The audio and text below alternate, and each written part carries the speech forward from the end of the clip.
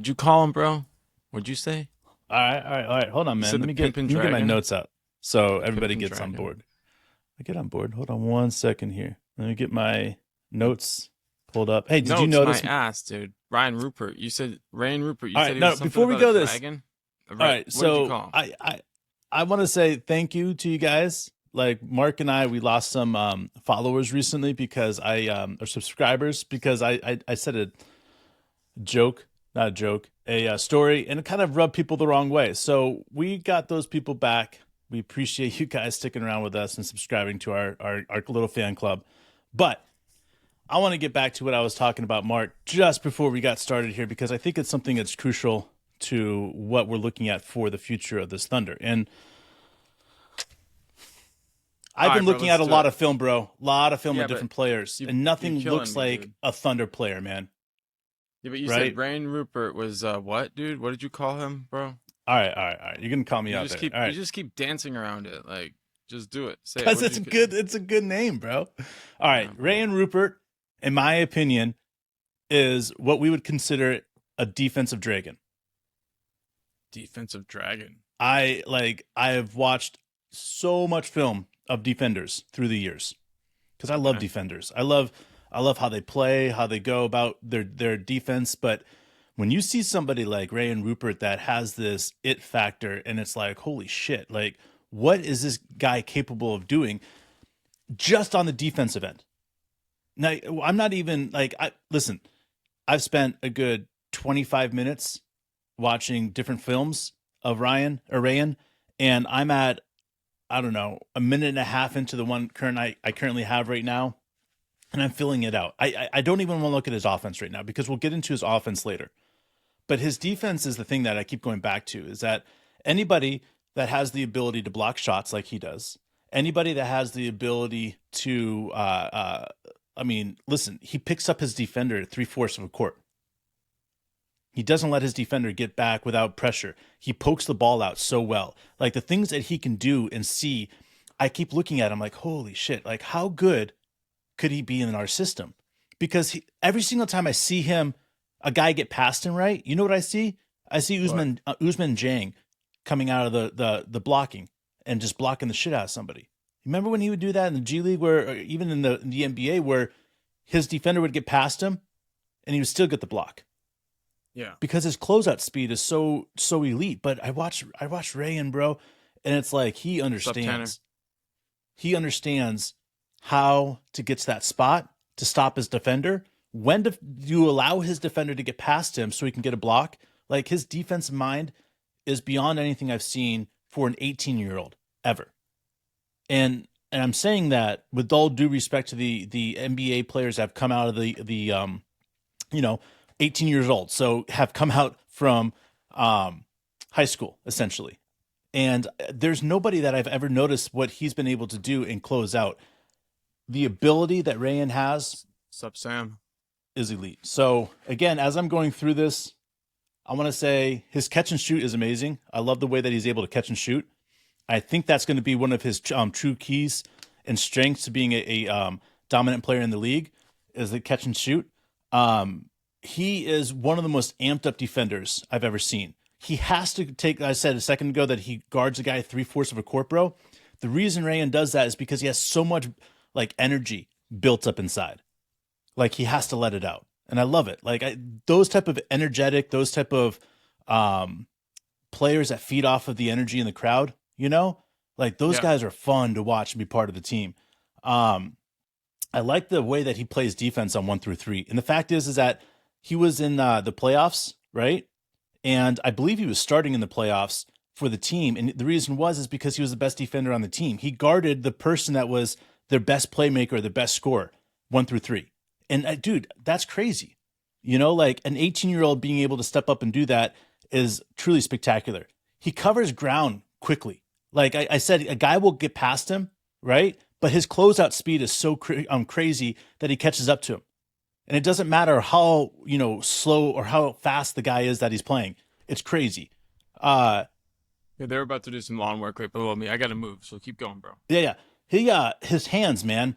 I've noticed that the way that he is able to, whether it's poke the ball away, whether he's able to get the ball and get a tip. His hands are insanely fast. When it comes to how fast his hands are, I want to say that there's probably maybe 4 or 5 guys in the league that I've ever seen that has his hand speed coming into the league. So that's something to keep an eye on, because if he has really fast hands, he's got a catch and shoot ability. He can play make like motherfucker out there, getting stops on defense and getting up the court and throwing it down. He like a constant threat for playmaking. And again, one thing I want to say is we call Rayan the defensive dragon. And the reason we call him that is his ability on like is insane. It doesn't matter. I feel like he could guard the power forward position in a couple years once he puts the meat on his body. But if he doesn't ever put meat on his body, he still can always effectively guard 1 through 3 in the NBA. So if he puts meat on his body and he's able to guard 1 through 4, then we've got somebody that's truly spectacular there. And I say we got somebody because listen, again, I've watched a lot of players. I've watched a lot of different guys and how they would fit on this team. The fact that Rayan is 18 still, will be 19 probably soon. You have to take a chance with this player if you have an opportunity to draft him. Yeah, there might be a couple players that slip at 12, but there's going to be very few players that I look at saying, this is it. Let's see what else we got. Like I said, he likes to go 3/4 of a court. He likes to pick up that defender because of his motor. He has an insane motor, guys. If he can get to that 1 through 4, that would be amazing. He loves to steal the ball, poke it out. It doesn't matter. If the point guard beats him, man, he's able to get his hand, poke out the ball, but not just poke out the ball. He's able to grab it and able to get up the court. And then I think his best attribute when push comes to shove is the ability to get back. And I've said it twice before, but his closeout ability to be able to get there once his defender passes him. He's able to get there, get the block shot, get the ball, put it back up the court. He is elite when it comes to this. And why he would fit so well with the Oklahoma City Thunder is because we don't need somebody going out there chucking up shots. We need somebody out there that is going to be able to set up and take a shot, which is exactly what Rayan does. He's a set shooter, right? And then on top of that, we need somebody that can get to the hole. Well, that's exactly what Rayan does. And then we need somebody that can play defense, like with the best of them. Well, I think he's the best defender in this draft. A lot of people will say, oh, no, he's not. But listen, I think he is for his age. I think when push comes to shove, I don't think you're going to see a better defender ready to go and play in the NBA better than him. Carson Wallace is amazing. I do think that he is going to be one of those guys that the Thunder are going to seriously look at. But when it comes to push to shove, I think Rayan is one of those guys that you just cannot deny. If we have the option between Carson and Rayan, I hope we get 2 picks, man, because I love Carson Wallace. But I'm looking at Rayan and I'm saying, as far as the Oklahoma City Thunder fit, he's what I would consider the best defender in the draft at his age. Not just that, but the way that he is able to get block shots after a player beats him. Dude, who else can do that? I mean, who else can do that in that closeout type of speed? It's crazy, man. Like, if you guys have not had an opportunity to watch Rayan, I highly recommend pulling it up right now and just looking at some video and highlights of defense, right? Then go highlights of offense and then do highlights, right? You'll see an insane amount of defensive plays and impact plays consistently through every single game. And that's the type of guy we need. We need a guy like that can go out there and make an immediate impact right away. Yes, we have Dort. Yes, we have these guys and all that other stuff. But if you have an opportunity to pick up a guy that can play 1 through 3 with a possibility of playing a 4 position, and I think he's 6'7" with a 7'2" wingspan. Come on, man. That is what Sam Presti loves. Yeah. Go gadget arms. That's what we like to say. I mean, I could be wrong here, and Rayan never makes it past, to us. But I mean, I look at J-Dub at the same time. Wasn't he at 18 or 19 in most draft? At this point he wasn't at the 12 mark at all. And Rayan's the same. I don't even think he was top 20 at this point. Yeah, he didn't get to that point until later. So I do think that Rayan has some places to jump. I do think Carson Wallace is not going to be available to us at that 12 spot. In order for us to get Carson, I believe we'll have to trade up to probably number 9 for the Utah Jazz. But I don't know if we're going to do that. I look at this and I say, what are we going to do? Are we going to take the best player on the board at that place? And who's more, likely to be available? Carson or Rayan. And I say Rayan because at this point, like, he's still the unknown guy. And at 18 years old, a lot of people would be like, well, we got a couple more years for him to be able to go out there and play. But you're right. But we still don't know what's up with this team. We don't know what's up with Jang. We don't know what's up with these other guys. So take a year of developing him, allowing us to understand where we need help with for the future this next year. Yeah, man, Phantom. I think you might be right, but I just remember J Dub getting a lot of boost from the combine, and people being like, "Oh, he's the fastest climber of the combine." So you might be right that he was potential top 10, but for as far as like my awareness of him, he was outside that top 20, and then he started rising, and then I started hearing people talk about him top, in the lottery, and then I got kind of pumped. But yeah, I guess people who really, really know probably recognize that J Dub was going to be top, 15 picks, top 12 picks. Man, listen, earlier. I watched J Dub, and I love the style of play, but I didn't know if Sam Presti was going to go with J Dub style of play or go with Jang. I mean, I'll be honest with you. Like, that's what I wanted to kind of think about with this one. Like, we have Jang, we have J Dub, and we got both of those guys, one at 11, one at 12, and they represent win now and get the most talented player available for winning later. If we were to do an equivalent of that in this draft, who would we get at 11 and who would we get at 12? All right, so if let's just say Carson Wallace dropped, I think that he would be somebody that we would pick up. Dude, here's the reality, man. I keep going back and forth with this, like whether we pick up 11 and 12 or 12 and 13. Like, to me, there's so much value in this draft, and I would love. I mean, personally, I would love to see the Thunder get, I think they say Bilala. Yeah, I don't know. I'm not familiar. I'm really bad with names, guys, but I love to see a player like that if we had an opportunity to get like 18 or something like that, and he dropped back in the draft and we were able to pick him up. Like, I want to see us get value in this draft. On the team with Victor? Is that that guy? Okay, yeah. Then I've seen him play a bit. Yeah, he's great. Yeah. He's great. But I just like, to me, like, wingspan I'm talking about. Yeah, I want to see the Thunder get value in this draft more so than anything. Like, I want to see them go out if it's Rayan and Carson or Carson and Billa.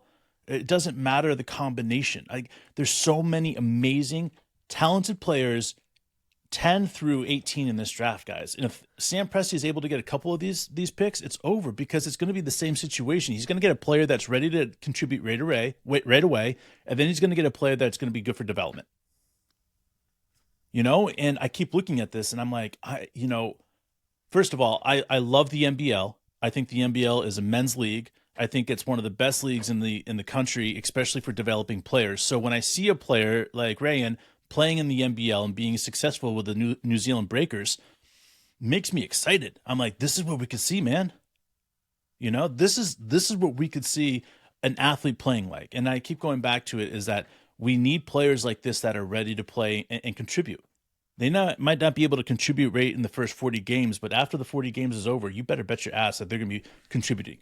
Just like Jay Will, just like JRE, just like all these other players that after 40 games, you start seeing them a shit ton. It's why? Because they've earned their space and they're ready to go. All right. Bilal, I don't know how to say his name, but I noticed when I watched his game, he's got, what's his name he's now with the Nets. The guy that they traded for KD. I forget his name off the top of my head, but future star. Everybody's all about him right now. He's got super long arms. Anyway, can't remember his name, so I'm going to move on. But somebody will remember for me, I'm sure. But definitely a prototype of what you would expect from like a defensive wing. Yeah, that's right. Mikal Bridges. Thank you, Archie. And his ability to, I think develop offensively, because when you have that 7'2" wingspan with Mikal, I was always like, I always felt like he didn't have a ceiling. In fact, that's why we started watching J-Dub, is because when you are 6'6", 6'7", and you have a 7-foot plus wingspan, maybe you're not, the best scorer when you get to the league, but you can develop into being one of the best scorers if you dedicate yourself to the craft of scoring. So we've seen that with Mikal Bridges, and I think that we could see something similar, but heart, dedication, but really in the end, you got to be the first person at practice and the last person to leave. And that's where it comes from. Or you got to have an organization that puts team or player development so highly as above the rest of this stuff. Like the fact is that I guarantee you look at the Oklahoma City Thunder workout list, you look at the Oklahoma City Thunder and what they do to get the guys ready to play in the season, it's next level. I mean, and I truly mean that. Every single year I see such a huge increase in play. And that's why when it comes to the season, man, like if we go 8-2 or 10-2, it's not going to surprise me in the beginning because of how these guys are getting ready for the season. And if we have a healthy offseason, I'm telling you guys, these guys are going to be ready to go. Absolutely, man. So, yeah, adding some players, watching the team develop. We're still a young team, like probably going to be still ranked in the top 5 youngest teams or something like that in NBA history. So we don't anticipate really anybody playing 82 games. That's just not how we're going to do it. So with that said and how things are going, there are going to be opportunities. Think about how different the roster, maybe not the roster, but the players playing were at the beginning last of the 30 season versus games. the end. Yeah. Last 30 games. Let's talk about that. Last 30 games, we were all so excited because we felt like we knew what our starting lineup was going to be for next season. And then what happened? Jay Will. Bam. And everybody's like, oh shit.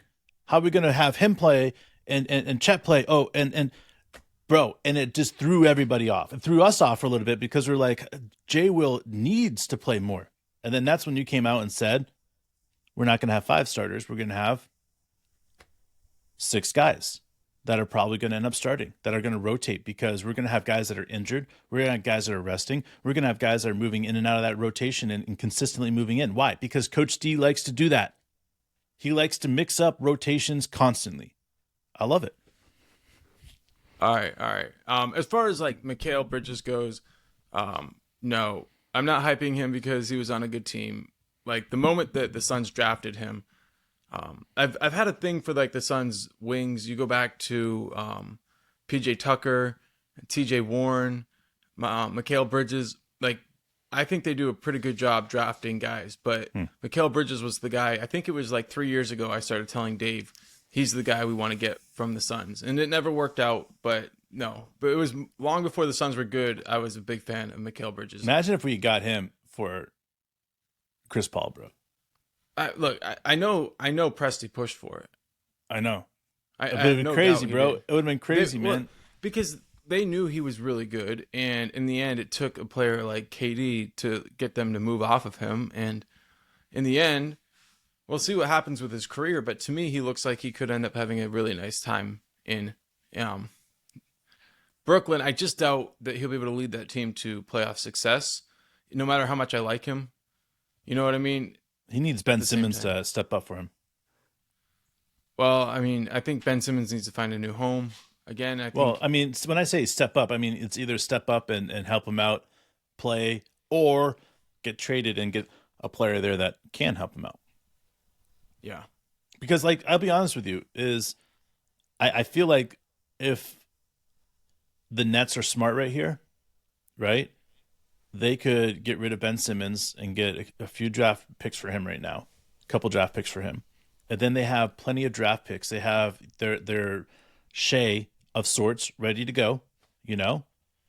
Mikal or Bridges could be that guy for them, that Shea was. And then now you have enough draft picks to build around him. I feel like that would be much smarter. And then you could get rid of anybody else that you don't want to build around as well.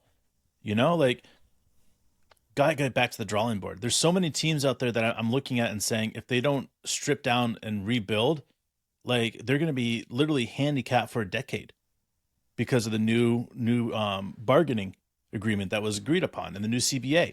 We're talking about 10 to 15 teams being handicapped and not being able to do jack shit at all.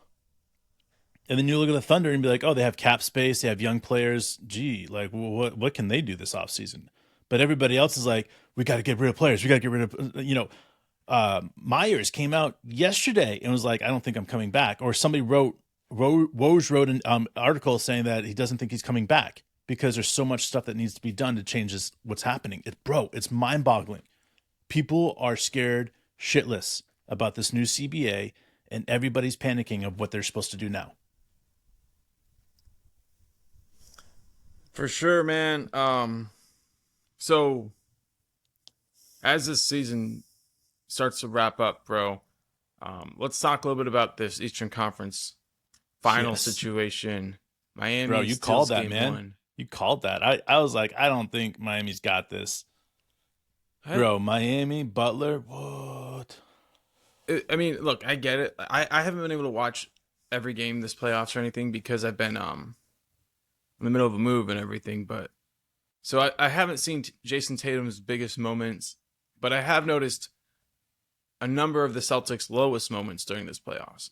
And when you kind of like look for a pattern amongst their lowest moments, you notice that in crunch time they lack identity. Now, you can say whatever you want. There's a lot of flaws with the Heat, but that's one of the things they don't have as a flaw. They don't lack crunch time identity. They know what they're trying to do. They're all on the same page of trying to do it. So if it's a close game, like a 4-point game, like you got to think Miami, even at Boston, yeah, probably got the edge because they know what they're trying to get done. They're better coached at this point. Like Eric's been here before. He's got the talent, even though they got a bunch of injured guys. Yeah, but they all know what's going on. There's tactician, X's and O's, call play, know the timeout situation, know when to use your challenge type coaching. Then there's like your team plays with an identity type coaching. And I just don't see that. And I don't see the end of the game identity. I see regular game identity. I see like they know what they're doing, but as soon as it gets crunch time, as soon as the possessions become intense, I'm like, you got to like Miami in those situations. Now, Boston could make it. But that's why I like the Lakers as well, though. You know what I'm saying? Like, yeah. But that's why I was shocked. I was shocked the Lakers like lost this at the last part there. Like the East and West to me is crazy right now. I mean, you've got really two seasoned teams in the West, and you've got two young teams in the East. I mean, it's crazy, man. Yeah, I'm gonna jump and comment real quick on Phantom, and then we'll jump back and we'll talk about the West. But as far as Miles Bridges goes, there was definitely a player missing. Melo didn't have somebody that lob threat to throw it up. I've admired Miles Bridges for years. Obviously, there's just some drama that needs to be dealt with or whatever. But the one thing that was always that thing was the Hornets and Shea and Miles Bridges. They're like boom, boom, boom. I think Miles went one pick before Shea. And I think that's been settled. So whether or not Miles is the better of the Bridges, Smitsa. Everybody to each their own. But Shea is the guy from that class. And I hope Miles has a good career. I hope he gets everything figured out. One of my favorite players to watch over the last few years, for sure. Athletically, the way he drops the hammer. So hopefully he figures that out and he gets it all back. But, dude, this Eastern Conference Finals, special. Fun shit. What happens if the Heat steal game 2? What happens? I mean, it's at this point, the Heat looks so much more focused than Celtics, man. I'll be honest with you, is that this is the first time that I've ever watched a series watching game 1 that I'm like, this could be a sweep or it could be a 4-1 at the end. Like that's how bad the Celtics, in my opinion, they just didn't look like they were all there. Even at the end of the game when they're supposed to be stepping up, it was just like something was missing. And it was just like, I don't know. I don't know if it was just they're so tired and their output wasn't great, which it could be, right? But if they don't figure it out in game 2, and that's again when I'm questioning. I mean, I picked them in game 1 to win. But I mean, what it comes down to is heart. Like they're gonna have to dig deep, and if they can find out how to do that, man, You They'll think be all right. I saw them do it in game 6, and then game 7, but sometimes when teams do that back to back, it's hard to win the next series because you literally have nothing. you think Jason Tatum just needs to be told he's loved more? Would that solve their problems? Did you see? I think he knows that he's loved. I mean, like, did you see his locker room and the Celtics locker room? No. Next to his locker is his son Deuce's locker. Oh, really? Yeah. So I think he knows that he's loved because anybody that's allowed to have their son in the locker room and part of the team like that, they're special. Humbly, I'm one of the best players in the world. I've never heard somebody say humbly and immediately follow it up with something. Well, he did say one of. He didn't say I am. He said one of the best players in the world. He said humbly because he didn't want to be like I'm the greatest.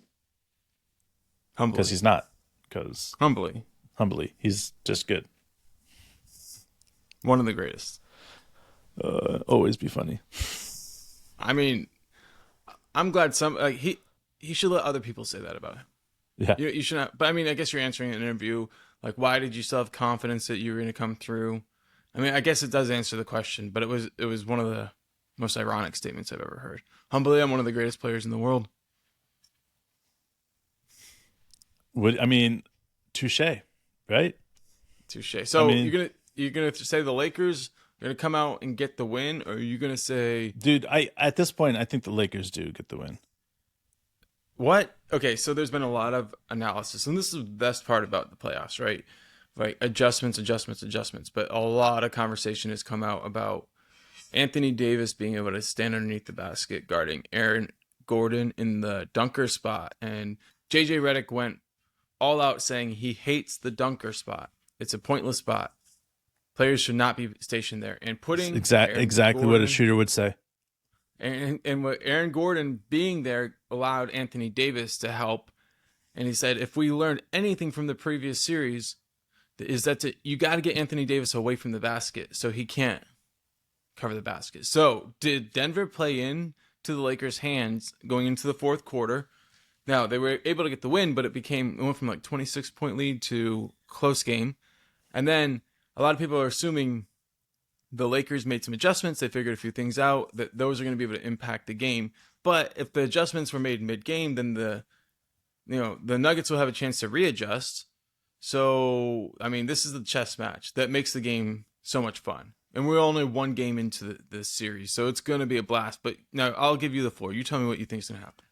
Yeah, I think that this is a chess match between two coaches. I mean, the reality is that as much as I want to say that this is going to come down to the players, the reality is that it's going to have to come down to Coach Malone, and Coach Ham making the decisions to change things up when they need to change things up. Because you're right, if he had changed things up and made Gordon go out, it would have been a little bit easier for everybody to move around.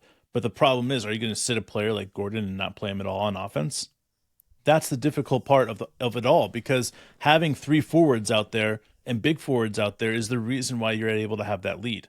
So are you going to give up that ability to have that, or are you going to give up the ability to have a better, you got a better defense or a better offense? What are you going to do? To me, I want a better defense in the time being. Put Aaron Gordon out there. If I was drawing up the Lakers game plan, and I'm clearly not at the level of Coach Ham, but my goal would be, AD, you go one-on-one all game long with Jokic. He might score 50. You put up 40. What we're going to have is we're going to have the rest of the guys. It's going to be a 4-on-4 game. And our rest of the guys include LeBron. Yeah, you have Murray, but we got LeBron. So this is going to be a hell of a series, and it's going to be 4-on-4.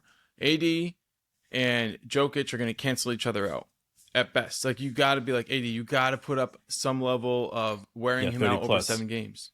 Well, right? And the problem is that when Joker takes AD out, and he's done that multiple times, he's obviously knows what to do to AD to get him on his skates, And that's the problem, is that now he's already in AD's head. So AD's going to have to either learn. Yeah, you're right. Or you're going to have to stick LeBron on Joker.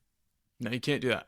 because you need LeBron to be at his best in Game 7, and so there's moments where you can do that if you have to, but like you got to save that for like a Game 7 strategy, right? Like, but okay, so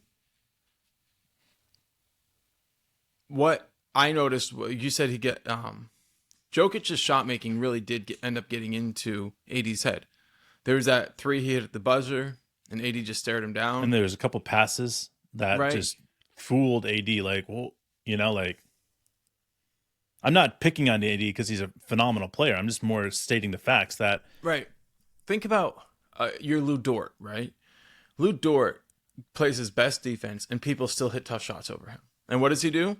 He like shakes it off, goes to the next play, and says like, over the course of the game, they're I'm only going to going to be wear able you to do that down. a few times. But AD was like, oh, this is your night, isn't it? It was like he started looking at a player like NBA Jam when they get on fire. He's like, oh, you're on fire. I better not touch you. Like, that's not how you do it. You start picking him up earlier. You make him shoot the ball off balance more. How Jokic can knock down shots like that, I would say 5 out of 7 games in a series. He's going to have a couple games where he doesn't. So you're going to have to win a couple of games where he does. Simple, Like, bro. but you can do it unless here's the thing. The only way you can't do it is if LeBron has to carry you and AD goes MIA. Then you're playing 3-on-4. Right? And the Nuggets are Hard. really good at what they do. Go ahead. No, I was disagreeing. It's hard, bro. Like watching the Nuggets tear apart, and yes, they adjusted. The Lakers adjusted, and it got them in the game in that fourth quarter. But I'm looking at it more like the adjustments that has to happen in game 2 for the Lakers to stay in this. Yeah, you can go down 0-2 going back to the LA. We know they can. But the reality though is that the situation you're in is that you if you can't figure out something that's going to work in game 2, then the Denver is not going to change anything. They're just going to keep on going at you in that same exact stuff, and that's what you can't have right now because they haven't figured out a way to stop it. So for me, that's what I'm looking at. There has to be adjustments made by coaches. Who's going to be the better adjustment maker at the moment? I don't know. Because Coach Malone's been in this situation before. Coach Ham has been an assistant coach in so many places and played in this situation. So ultimately, it's going to come down to who steps up and becomes the real MVP, as KD would say. So Man, I'm excited though. It's fun to watch. The chance that there could be 2 low seeds that make the NBA Finals is cool. do you think that people are making too much of we'll call it the George Carlification of Mike Malone? Like, it almost feels like people are starting to put them in the same category of like, you can win the most games in the regular season, but that Gary Payton, Sean Kemp, Netflix Shrimp, I don't know how to say his name right. I said that all wrong, guys. But a shrimp. But he like you'll get it done, but you're gonna face the Bulls in the finals, and at that point, you're gonna crumble. Like, I don't know exactly how it goes, bro, but I feel like Mike Malone and George Karl are sort of getting that label. Mike Malone needs to get this championship, otherwise, like, he might get in that friend zone. Bro, this is the perfect opportunity for him. He either gets a Celtics team that's not clicking on all levels if he gets there, or he gets an 8 seed. I mean, like, there's never going to be a better chance for him to get a championship. There'll never be a better chance for LeBron to get a championship, or Butler to get a championship, or, Tatum and Brown. Like, this is the perfect opportunity for somebody to step up and become the ultimate star and get a championship. And who's that going to be, dude? I don't know. But I do see Jimmy Butler going the fuck off. But the question is that if it's Jimmy versus LeBron, is it Jimmy versus Joker? Or is it Tatum versus Joker? Like, this is going to be crazy. It's going to be fun because we have a legit opportunity to see some crazy upsets that happen. We've already seen crazy upsets. Let's talk 2-man game, okay? You got Jokic, Murray, LeBron, AD, Jimmy and Bam, Jason, and Brown. Yeah. So here's my question, bro. Who is the best out of those 4? Just the 2-man game. Man, I know what Joker's doing right now, and I respect it with Murray, playoff Murray, as Tobias says there, or not Tobias. I'm sorry, Phantom. Phantom. Thank you.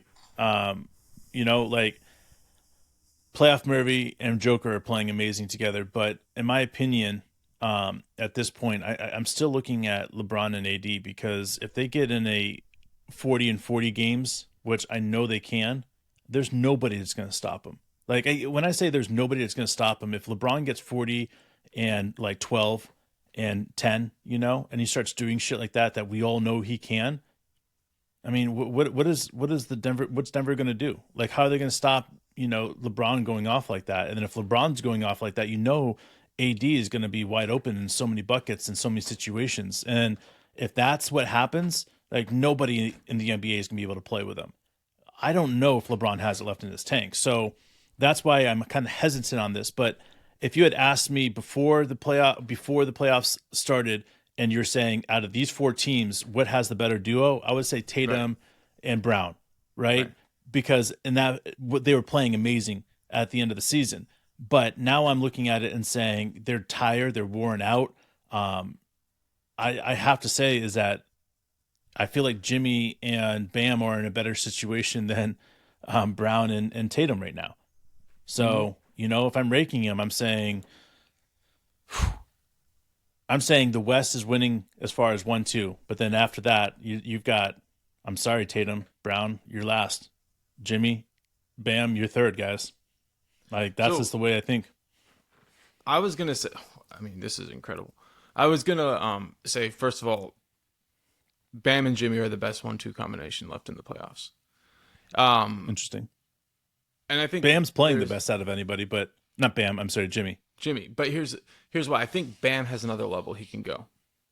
And I wonder if I know AD can play at a top level, but I wonder who would you trust. And, from here on out, if you say there's 15 games left there's not though. I mean, there's less. So you're talking about at this point, 12 games left in the NBA season. And you need 12 games for sure. I'm thinking you're going to be more reliable with Bam in that situation. Jimmy for sure has already proven that he's probably the player of this playoff. So as long as Bam is, top 5, the rest of the guys, then that puts him the best 1-2 in my opinion. But I said it, we were coming into this playoffs and you asked who would you, if you were going to build around the Miami, who would you take? And I said, without question, it'd be Bam. Yeah. And you're like, no, it's got to be Jimmy. And I think in the end, we were answering different questions. It was, for me, it was if you're starting a franchise from zero, who's younger, who's going to be able to, produce for longer and help, who can you really build a team around? Sure. In the end, though, the way that they work together, that's a really incredible 1-2 combination. But when you look down the list of what the production from the team, Jimmy put up 35, Bam put up 28 and 5, but they had 4 guys who put up 15 points. That's going to be the difference maker in these series. We can talk about the 1-2 combinations all we want, right? But if you get 60 points from 4 other guys, that's where it's going to be the difference. So who's going to get most production off the bench? So talking about Celtics, Heat, Lakers, and Nuggets. I would say you're talking about maybe not just the bench, but outside of the top 2. Nobody uses their bench, bro. Who I was looking at the benches, man, and Lakers went 3 deep. Bench. I just should have said non-superstars. But really, if you're talking non-superstars, then you're talking about what's going to produce is a system, a coaching staff, and having depth in the role players. And you got to look at the Heat, and you're like, man, they were looking really good. The Celtics have 6 starters, and then after that, it gets kind of soft. The Nuggets, they have depth, but they really rely on their system to produce open shots. And that's Mike Malone, and he's got that. But in the end, can you count on that in a 7-game series against the Lakers when they make the type of adjustments? I don't think so. Those types of systems have really shown to not be consistent. They can get it done, but usually in the years where something weird is happening. And that's one of those years, like you said, they can either get a soft, if they get past the Lakers, the Nuggets could end up with a soft Giannis did it, man. 1 seed, or a tough 8 seed. You know what I mean? Yeah. I mean, Giannis. I mean, I felt like they almost won by default because of when they were playing with Golden State. Golden State was so injured. They limped into the finals barely. I mean, barely got to the finals. So again, there's just moments that's like, whoa, well, I wasn't expecting that. But it happens. And if Jimmy or Jokic or whoever is able to pull it off, that's cool. But again, in these situations, 9 out of 10 times, the team that's been there before and won it before is going to somehow squeeze it through. Somehow, one way or the other, they're going to squeeze one through. So You're calling that's what I keep looking at is like, who is the coaching staffs? Who has done this before? Lakers finals matchup. That's what you're calling, aren't you? Well, I've said since Lakers won the first round and since Heat won the first round, I was like, man, I hope an 8-7 team make it, because it really increases the value in the playoff play-in games, guys. Think about that. You had a team that won the first game and they got to go, and you had the other team that had to play that was it second game. They didn't win the first game, but they got I think they won the second game, so they lost one. And anyways, they got the 8 seed. Like, this is valuable. This is great. This is great for the NBA. It was great for the Major League Baseball when they did it, and they opened it up to wild card. So for me, this is the same exact opportunity here, is that this just increases the value of getting into that play-in, and it gives a team that's young that might have what I would consider not a lot of chance to get to the finals, be able to do it. And I said it. I felt the Thunder were the team that could have really upset the Nuggets early on. After that, it was going to be hard to beat the Nuggets. Dude, I love it, man. Well, it's going to get crazy. Keep sticking around, everybody. We appreciate your input. This has been a lot of fun, and this season is just going to get wild and wilder. So, yes. Does anybody know off the top of their head what day the draft is? I think it's like usually around like June 17th. I'm just guessing. But we're going to try to more information as that gets closer, and just, put that up live. That's what we want to do. As always, keep it wild. What do you think the predictions are, like percentage chances that Sam adds another pick or just moves up in the draft to pick his player? I'm not good at this. Oh, come on, man. Give me 40%, like 30%. You think it's 50-50? I'd have to go with something simple like 50-50. Like, I think last year threw me for a loop. Yeah. Like, it was all the way until the last second that I realized that we got both players. Like, the information came out slow. It was like, I thought we were trading back one spot. I thought we were maybe trading up a 70-30. 70% chance that Sam adds another first-round pick or moves up in this draft. All right. Because I'm looking at our draft picks for the next few years, recognizing what we have. This is the year, bro. This is the year that I think that Sam Presti either moves up either really, really far or just a couple spots and cashes in all the other draft picks that we have this year. And we go from there. Or he adds a second first-round pick and gets rid of the two second-round picks. So I'm all for it, man. It's going to be fun to see. It is. Tobias, I agree with what you're saying about the Thunder and how we're going to be able to compete with the Final Four teams this year. I think this upcoming year is going to be really legit. I dig what you've been saying, Dave, about us having a chance to get off to a really fast start and almost even have a chance to run away with the West. We'll see what happens. It's going to be a race at the end, but if we could find ourselves in that top 5, that'll be good enough for us anyway. Phantom is saying Lakers and Nuggets is going to be all Nuggets, and then it's going to be Nuggets and Heat in the finals. We appreciate that. Anybody else, tell us what you think will be the finals matchup, and then give us the, think of Lakers in 6 or how many games, whatever you think. Let us know. We appreciate it, and we will be back. Thanks for joining us, everybody.